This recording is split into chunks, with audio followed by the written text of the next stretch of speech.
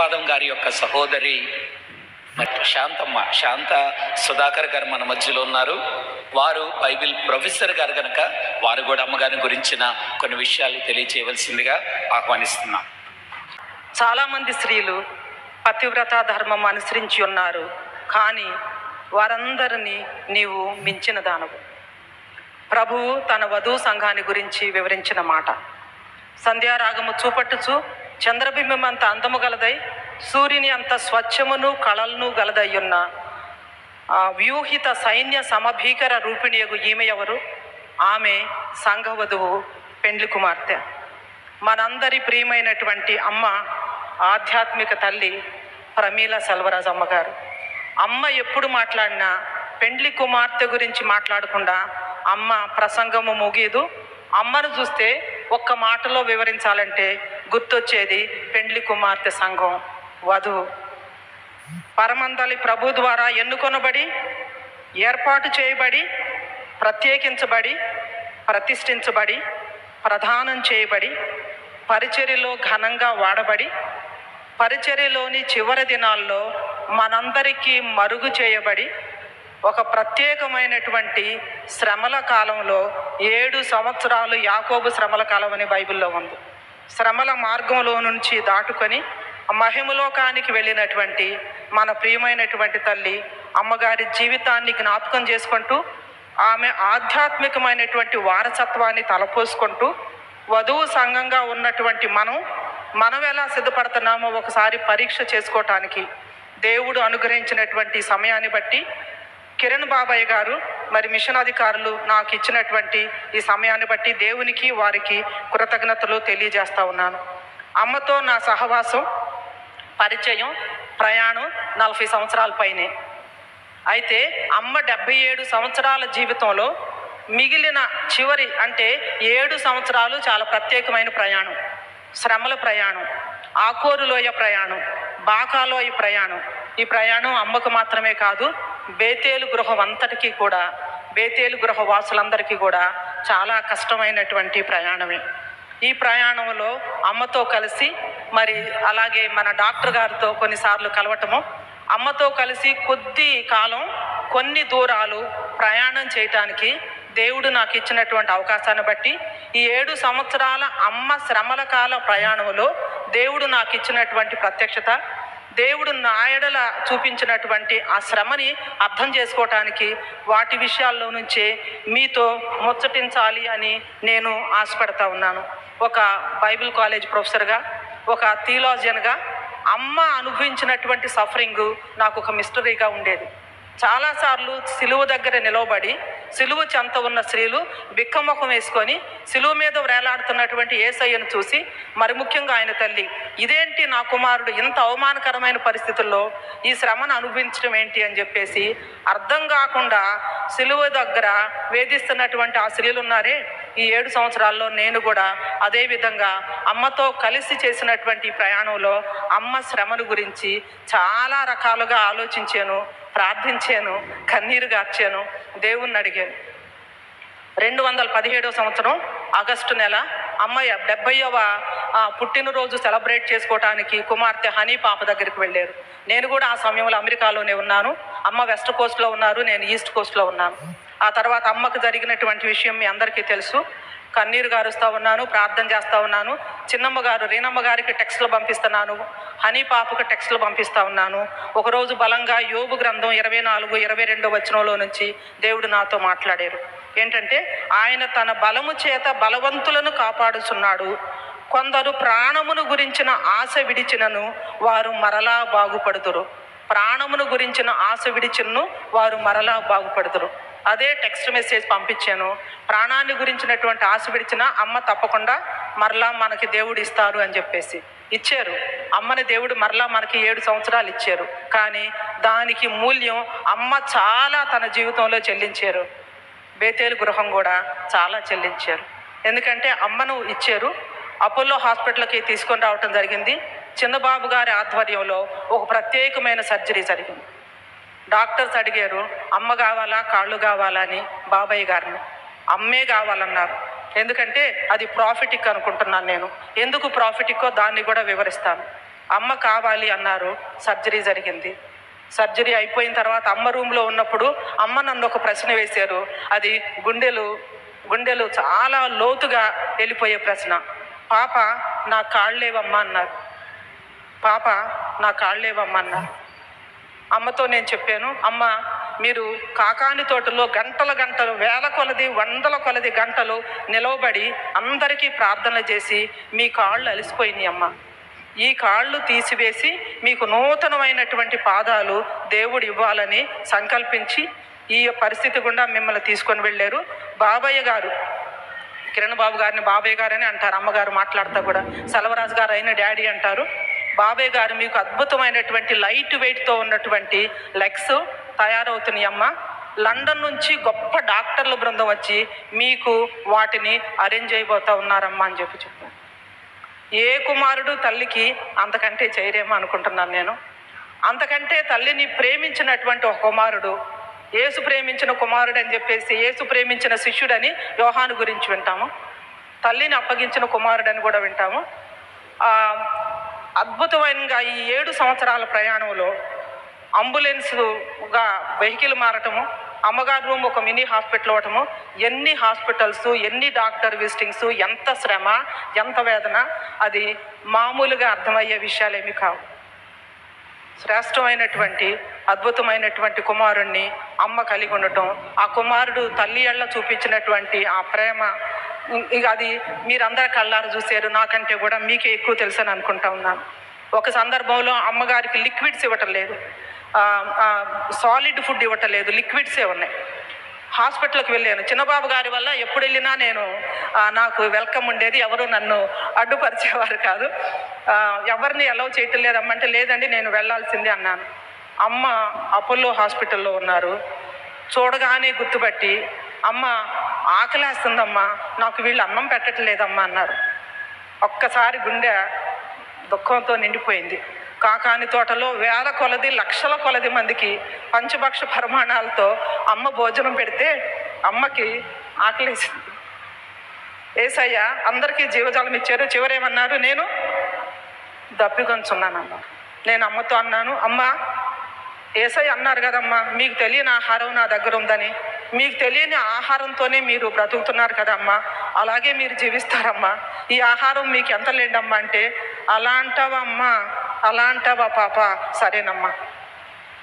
ఎంత దీనత్వంతో, ఎంత ధైర్యంతో, ఎంత స్థైర్యంతో, ఎంత రాజసంతో, ఎంత టీవీతో శ్రమనే అమ్మ ఎదుర్కొన్నారంటే అది ఎవరికైనా ఒక సవాలు. అమ్మ హాస్పిటల్ విజిటింగ్స్ జరుగుతూ ఉన్నాయి. నేను దేవుణ్ణి ప్రశ్నించటం, దేవుణ్ణి అడగటం మాత్రము ఏమాత్రం ఆగలేదు.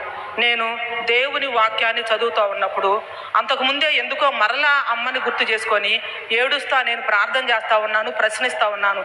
ఇదేంటి ప్రభా, ఈ మిస్టరీ ఏంటి ప్రభా, ఈ మర్మం ఏంటి ప్రభా, నాకు అర్థం కావట్లేదు ప్రభా అని చెప్పేసి దేవుడు నా యొక్క డైలీ పోర్షన్లో నుంచి కొలసీలకు రాసిన పత్రిక 1వ అధ్యాయము 24వ వచనంలో నుండి మాట్లాడారు. 24వ వచనంలో ఏముంటుందంటే పౌలు గారు అంటారు, ఇప్పుడు మీ కొరకు నేను అనుభవించుచున్న శ్రమలయందు సంతోషించుచు సంఘము అను ఆయన శరీరము కొరకు క్రీస్తు పడిన పాట్లలో కొదువైన వాటి యందు నా వంతు నా శరీరమందు సంపూర్ణము చేయుచున్నాను. ఏంటి పౌలు గారు చెప్పే విషయం? క్రీస్తు సంఘం కోసం పడినటువంటి పాట్లలో కొదువైందట. ఆ కొదువైన వాటిని నా శరీరం ముందు నేను అనుభవిస్తున్నానని చెప్తున్నారు. వెంటనే నాకు అర్థమైపోయింది. యోహాను సువార్త 20వ అధ్యాయము 31, 34 వచనాలు. ఇంతకాలం నుంచి అమ్మ కాళ్ళు ఇదే కదా ఏడుపు, ఇదే కదా చాలాసార్లు ప్రశ్నించేది, ఇదే కదా ప్రార్థన చేయటం. అక్కడ యేసయ్య సిలువ వేయబడిన తర్వాత ఆ ఇద్దరు అటువైపు ఇటువైపు ఉన్న దొంగల కాళ్ళు విరగొట్టారు, కానీ యేసయ్య కాళ్ళు విరగొట్టబడలేదు. ఆయన ఎముకల్లో ఒకటైను విలువ అన్ని శ్రమలు ఆయన అనిపించారు, మిగిలిపోయినవి కొన్ని ఉన్నాయి. ఏమిటి అంటే ఆయన కాళ్ళు విరగొట్టబడలేదు, ఎందుకంటే ఆయన చనిపోయారు కాబట్టి. అమ్మగారికి సర్జరీలో ఏం జరిగింది? అమ్మ కాళ్ళను ప్రభు తీసుకున్నారు. సంఘం అనే శరీరం కోసం పడినటువంటి పాట్లలో కొదువైన వాటిని నా వంతు నేను సంపూర్ణం చేస్తున్నాను. వెంటనే ఫిబ్రవరి 3వ తారీఖు 2024 సంవత్సరం సాయంకాలం 5 గంటలు ప్రభు ఉన్నాడు ఇక్కడ, ప్రభుయే సాక్ష్యం. ప్రభువుకు ఫోన్ చేశాను, ప్రభు నేను వస్తున్నాను హాస్పిటల్కి, అమ్మతో నేను ఒక విషయాన్ని పంచుకోవాలని.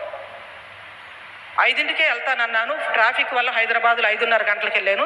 ఇంచుమించు 2 గంటలు అమ్మతో మాట్లాడాను, ఈ విషయాలే మాట్లాడాను. అమ్మ నిన్న దినాన చాలా దుఃఖిస్తూ కేడుస్తూ నేను ప్రార్థన చేస్తా ఉన్నప్పుడు దేవుడు ఈ వాక్యం ఇచ్చారమ్మా, ఆదరించారు.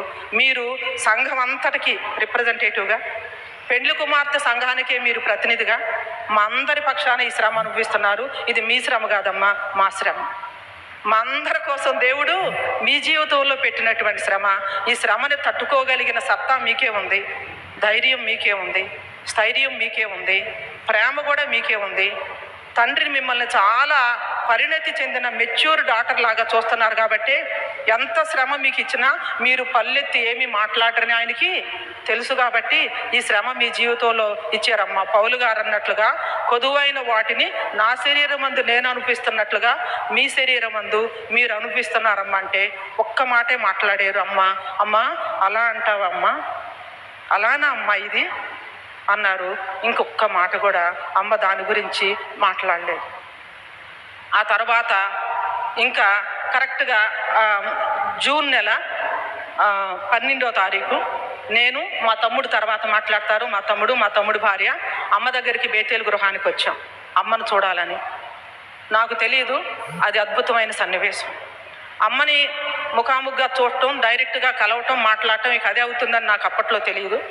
అమ్మతో మాట్లాడుతూ ఉన్నాను, అమ్మ మాట్లాడుతూ ఉన్నారు.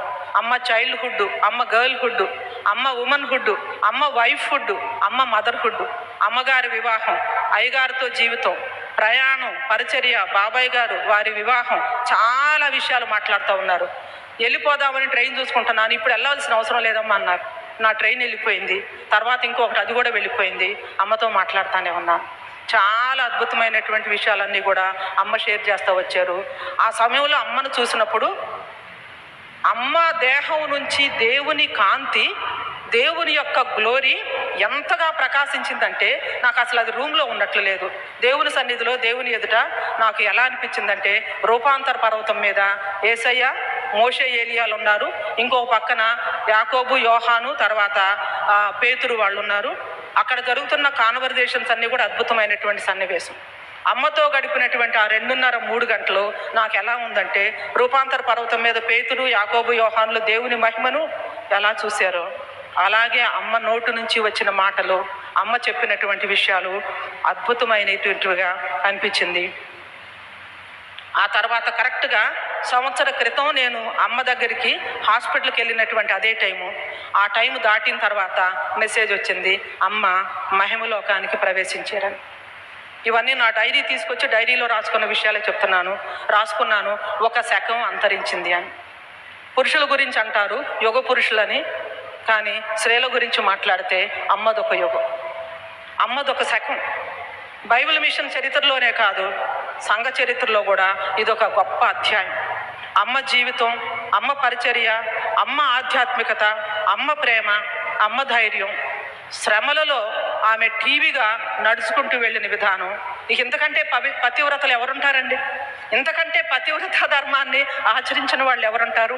పల్లెత్తి మాట అనకుండా శ్రమ అంతటిని భరించి, శ్రమ అంతటిని సహించి, అవమానం అంతటిని భరించి, అవమానం అంతటిని సహించి అమ్మ జీవితాన్ని చక్కగా ముగించారు. అమ్మ జీవితంలో చివరి 7 సంవత్సరాలు మాత్రం మరుగు చేయబడిన పెండ్లి కుమార్తె అయ్యారు.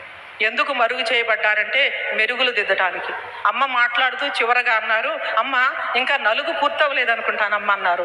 అమ్మో అమ్మ మిమ్మల్ని చూస్తుంటే మీరు ఎంత అందంగా కనిపిస్తున్నారమ్మా, ఎంత ప్రకాశమానంగా ఉన్నారమ్మా అంటే అమ్మ అన్నారు, అమ్మ ఇంకా నలుగు పూర్తవలేదు అనుకుంటానమ్మా, నలుగుడు అని చెప్పేసి అన్నారు. మరుగు చేయబడినటువంటి పెండ్లి కుమార్తె మహిమలోకానికి సిద్ధపరచడానికి. పెళ్ళప్పుడు పెండ్లి కుమార్తె తయారవుతున్నప్పుడు చివరిగా ఫైనల్ టచ్ చేసేస్తారే, అప్పుడు ఎవరిని రానిరు, తలుపేసేస్తారు. దేవుడు కూడా మనకు తలుపేశారు. 70 సంవత్సరాలు అమ్మని మీకు ఇచ్చాను కదా, అమ్మగారిని మీకు ఇచ్చాను కదా 70 సంవత్సరాలు, మిగిలిన 7 సంవత్సరాలు నా కోసం ప్రత్యేకించుకుని, మిగిలిన 7 సంవత్సరాలు ఆయన కోసం ప్రత్యేకించుకొని ఆమె శ్రమలతో కూడిన జీవితాన్ని మనకి ఒక వరంగా ఇచ్చి మీ శ్రమలను కూడా మీరు ఎలా ఎదుర్కోవాలో నేర్చుకోండి పాఠమని నేర్పించారు. నేనంటాను, ప్యాషన్ అంటే శ్రమకాలం అనేది ప్రతి వ్యక్తి జీవితంలోనూ వస్తుంది. ఆ శ్రమకాలం ప్యాషన్ లేకుండా మిషన్ ఫుల్ఫిల్ అవ్వదు. నాకు తెలుగులో దీన్ని ఎలా చెప్పాలో అర్థం కావటం లేదు, కష్టపడి చెప్తాను. Passion is a way to fulfil the mission. దేవుడు మనకిచ్చినటువంటి మిషన్ పూర్తి అవ్వాలంటే ప్రతి ఒక్కరూ వాళ్ళ జీవితంలో ప్యాషన్ గుండా వెళ్లాల్సిందే. బిల్లీ గ్రాహం గారి దగ్గర నుంచి మొదలుకొని భక్త సింగ్ గారి వరకు ఎంతోమంది గొప్ప భక్తుల జీవితాలు చూశాను. వాళ్ళందరూ వాళ్ళ జీవితంలో ఒక ప్యాషన్లో గుండా వెళ్ళినటువంటి వాళ్ళే. పరిచర్య అనేది మనం చేయటంలోనే లేదు, మనకు చేయబడటంలోనే కూడా ఉంది. మరలా ఇంగ్లీష్లో చెప్తాను, కరెక్ట్గా తెలుగులో రావటం లేదు. Our mission will be completed not only with what we do, what is done to us. మనం ఏం చేస్తున్నామో పరిచర్య అది మాత్రమే కాదు, మిషను మనకు చేయబడుతుంది, అది కూడా మిషన్లో భాగమే. యేసయ్య 33 సంవత్సరాలు తిరిగారు, నడిచారు, బోధించారు, ప్రకటించారు, స్వస్థపరిచారు, అన్నీ చేశారు. కానీ చివరి గడియల్లో ఆయన ఏమీ చేయలే. ఆయనకి చేయబడ్డాయి. ఆయన కొట్టబడ్డాడు, ఏడవబడ్డాడు, దున్నబడ్డాడు, హింసించబడ్డాడు, అన్నీ ఆయన శరీరం మీద చేయబడ్డాయి. 7 yearsలో అమ్మ రిసీవ్డ్ సో మెనీ థింగ్స్. అమ్మకి చేయబడినవి అనేకం, అమ్మ చేయలేదు. కానీ అది అమ్మ యొక్క మిషన్లో హయ్యెస్ట్ పాయింట్ అనుకుంటున్నాను. దేవుడు శ్రమని మనం అర్థం చేసుకోవటానికి, శ్రమల ఎడల సరైనటువంటి దృక్పథాన్ని కలిగి ఉండటానికి, ఒక సిలువ సేవికగా, ఒక సిలువ సేవకురాలిగా, శ్రమానుభవంలో గుండి వెళ్ళినటువంటి సిలువ సైనికురాలిగా అమ్మని దేవుడు సిద్ధపరిచి మరుగు చేసి పెండ్లి కుమార్తెను మహిమలోకానికి తీసుకొని వెళ్ళాడు. మనమే ఒక విధంగా చెప్పాలంటే అమాయకులు. యేసుక్రీస్తు ప్రభువు వారు కనుక అమ్మాయి గ్రామానికి వెళ్తున్న వాళ్ళకి మీకు బుద్ధి లేదా, మీకు అర్థం చేసుకోలేదా, మీరు చదవలేదా, ఇవన్నీ మనుష్య కుమారుడు శ్రమపడాలి అగత్యం కాదా, ఇవన్నీ మాట్లాడినప్పుడు ఇప్పుడు ఈ దినాన అమ్మ జీవితాన్ని మనం సెలబ్రేట్ చేసుకుంటున్నాం. అమ్మ ఆధ్యాత్మిక వారసత్వాన్ని మనం జ్ఞాపకం చేసుకుంటున్నాం. ఇది చాలా విలువైన సమయం. వివాహం ఘనమైందైతే మరణం విలువైంది. ఇంత విలువైన సమయంలోనికి వచ్చినటువంటి మీరందరూ కూడా ఇక్కడి నుంచి వెళ్ళేటప్పుడు అమ్మ యొక్క ఆధ్యాత్మిక వారసత్వ సంపద భుజాన వేసుకొని గొప్ప ఆస్తితో మీరు ఇక్కడి నుంచి వెళ్ళాలి. ఇక్కడి నుంచి వెళ్ళేటప్పుడు మీ జీవితంలో పడే మీ కష్టానికి, మీ దుఃఖానికి, మీ బాధకు, మీ అవమానానికి ఇక మీరేమైనా చెప్పండి, వాటన్నిటికీ సమాధానం ఎక్కడి నుంచి వస్తుందంటే అమ్మగారు అన్నీ అనుభవించి దేవుని సన్నిధికి టీవీగా నడుచుకుంటూ వెళ్ళారు కదా, నేను కూడా అలాగే పూర్తి చేస్తాను, నేను కూడా అలాగే వెళ్తాను, నేను కూడా నా ప్రయాణాన్ని ఆ రీతిగానే ముగించి దేవుడు నాకు ఇచ్చినటువంటి ఈ యొక్క అద్భుతమైనటువంటి ప్రయాణాన్ని ముగిస్తానని. 77 సంవత్సరాల అమ్మ జీవిత కాలంలో 7 సంవత్సరాల శ్రమల కాలం ఆగస్టు 15, 2017లో మొదలైతే 2024 ఫిబ్రవరి 3న ముగిసిపోయింది. వెరసి 2750 రోజులు. ఇన్ని శ్రమలను దాటుకొని పెండ్లి కుమార్తెగా సిద్ధపడి వెళ్ళినటువంటి అమ్మ జీవితాన్ని బట్టి ప్రభువును స్తుతిస్తూ, ఇక్కడ ఉన్నటువంటి నా ప్రియమైన సహోదరులందరికీ, సహోదరుని కాబట్టి ఒక్క మాట చెప్పి ముగిస్తాను. మనందరం కూతుళ్ళంగా లోకంలోనికి వస్తాము, మళ్ళా కూతుళ్ళంగానే వెళ్తాము. అదేంటండి, మనం పెళ్ళవుతుంది కదా మనం తల్లులం అవుతాం కదంటే, పెళ్ళవుతుంది తల్లులం అవుతాం, కానీ కూతుళ్ళంగా లోకంలోనికి వచ్చి పెళ్లి కూతుళ్ళంగా సిద్ధపడి వెళ్తాం. అలాగే అమ్మ కూతురుగా వచ్చారు, బాల్యంలో ఎన్నో శ్రమలు అనిపించారు, వివాహం తర్వాత గొప్ప పరిచర్య చేశారు, తల్లిగా దైవ సేవకురాలిగా ఎన్నెన్నో సవాళ్ళు ఎదుర్కొన్నారు. మరి ముఖ్యంగా శ్రమల సేవికగా, సిలువ సేవకురాలిగా, సిలువ సైనికురాలిగా తన శ్రమనంతటినీ, పరిచర్యనంతటినీ, మిషన్ని కంప్లీట్ చేసి మహిమలోకానికి ఘనమైనటువంటి స్వాగతంతో అమ్మ వెళ్ళారు. మనకిచ్చినటువంటి ఆస్తి ఏంటంటే అమ్మ జీవితం, అమ్మ ఆధ్యాత్మిక వారసత్వం. దానిని మిషన్లో ఉన్నటువంటి ప్రతి స్త్రీ, ప్రతి పురుషుడు, నాయకుడు మరి ముఖ్యంగా దీనిని అర్థం చేసుకొని దీన్ని ఆచరించాలని బేతేలు కుటుంబ వాసులకు, అయ్యగారికి కానీ, చిన్నమ్మ గారికి కానీ, బిడ్డలకు కానీ, మరి అనిల కుటుంబానికి కానీ, ఆ తర్వాత ప్రత్యేకించి అమ్మగారికి చాలా మంచి స్నేహితురాలుగా ఉన్నటువంటి సెల్వరాజయ్య గారి సిస్టర్ వారికి ఇంకా చెప్పడానికి నాకైతే మాటలు లేవు. కానీ దేవుడు వారిని దీవించాలని, ఆదరించాలని, ఈ యొక్క ఆధ్యాత్మికమైనటువంటి వారసత్వాన్ని లోకానికి అందించడానికి అమ్మగారి జీవితంలో వారు చేసినటువంటి ఆ ప్రయాస, ప్రేమ, బెస్ట్ ఎఫర్ట్స్ అన్నిటిని బట్టి ఎంతగానో దేవుని స్తుతిస్తూ ఈ అవకాశం ఇచ్చినందుకు వందన సమర్పణ చేసుకుంటూ ముగిస్తూ ఉన్నాను. మరణాత. ఇంత శ్రమ అనుభవించింది అని అనుకున్నట్లయితే పెండ్లి కుమార్తెగా ప్రభు సిద్ధపరుస్తున్నారు. మరి ఇప్పుడు దాకా అక్కగారు మాట్లాడినట్లుగా మన యొక్క మిషన్కి దేవుడిచ్చినటువంటి వరము అమ్మగారై ఉన్నారు. అమ్మగారిని శ్రమలో ఉంచి సంపూర్ణంగా ప్రభు సిద్ధపరిచారు. ఇందాక సామెతలు 31:29 రాయబడినట్లుగా చాలామంది కుమార్తెలు పతివ్రత ధర్మమును అనుసరించున్నారు. అందరికంటే మించిన దానవు. పతి, వ్రత, ధర్మము 3 మాటలు. పతి అంటే భర్త, వ్రతము, మూడోది ధర్మము. పతి యందు పరలోకములో ఉన్న ప్రభునందు ఆమెకున్నటువంటి భక్తి చివరి వరకు వ్రతముగా సాగించి, ఆ వ్రతాన్ని వదలలేదు, వ్రతంగా సాగించి ప్రపంచమంతటికి ఇది వ్రతం అంటే, భక్తిలో ఉన్న వ్రతం ఏంటో అందరికీ చూపించి ఈ ధర్మాన్ని బోధించిన గొప్ప తల్లే మన యొక్క ఆత్మీయ తల్లి. కనుక ఆ తల్లిని గురించి ఎన్ని చెప్పినా, ఎందరు చెప్పినా, వారి యొక్క అనుభవాలు ఒక్కొక్కరు మిమ్మల్ని కదిలించినా మీరందరూ కూడా చెప్పగలుగుతారు. కనుక చక్కటి విషయాలు సుధాకర్ గారు తెలియజేసినందుకు కృతజ్ఞతలు.